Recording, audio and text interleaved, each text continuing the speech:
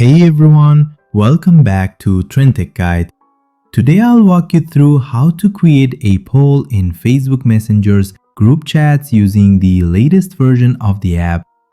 First, open Messenger and head into a group conversation.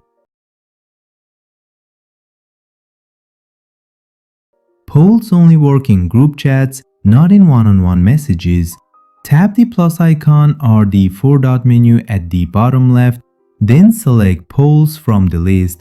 Now enter your question and add up to 10 answer options.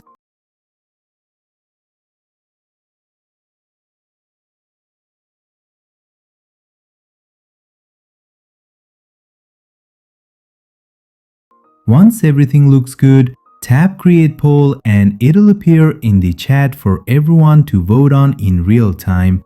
Keep in mind, polls are not anonymous and can't be edited after posting, so double check before you send. If this helped, don't forget to like the video, subscribe to Trend Tech Guide and drop a comment if you want more quick tips like this.